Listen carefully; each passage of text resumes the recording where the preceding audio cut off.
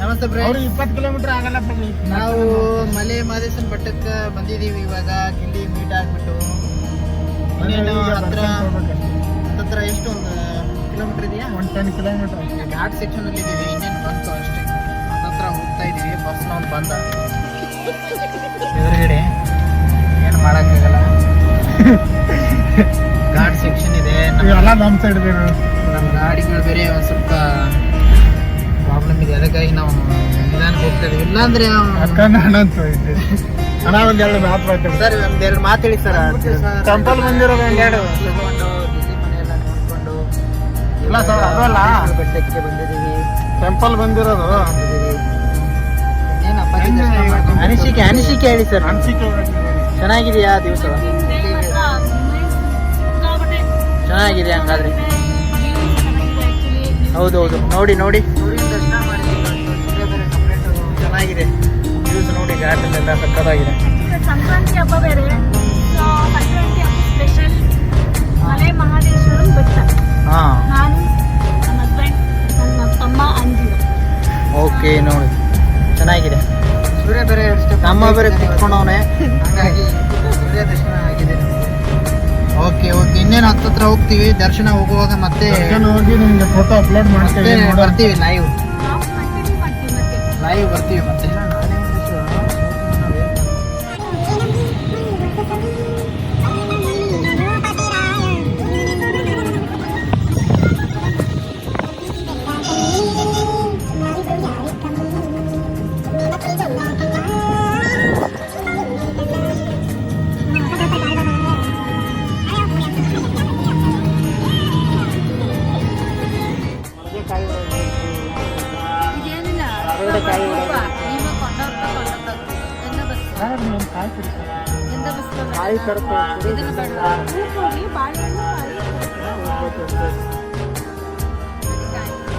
ಎಷ್ಟು ಹೇಳ್ತಾವ್ರೆ?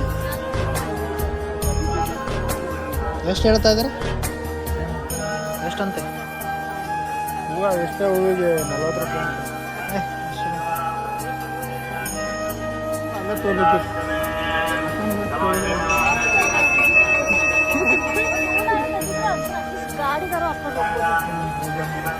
ಅದಕ್ಕೆ ಹೆಣ್ಮಕ್ಳು ಸಂಸಾರ ಮಾಡಕ್ ಬಹಳ ಹುಷಾರಾಗಿರ್ತಾರಂತೆ.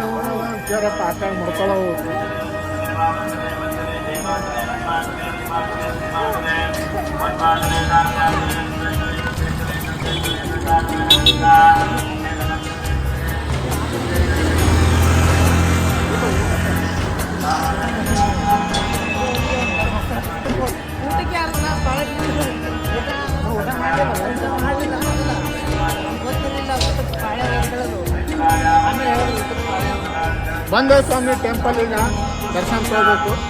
ಬರೋವಾಗ ಸ್ವಲ್ಪ ಘಾಟಲ್ಲಿ ಲೇಟ್ ಆಯ್ತು.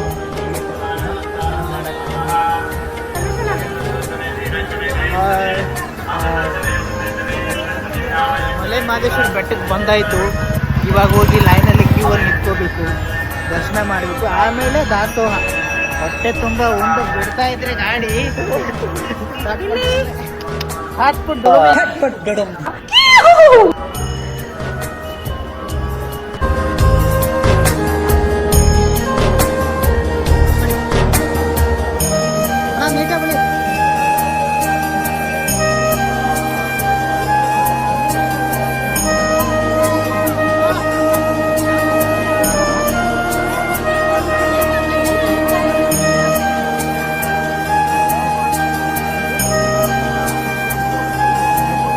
ಏನು ಮಾಡ್ಬೇಕು ಈಗ?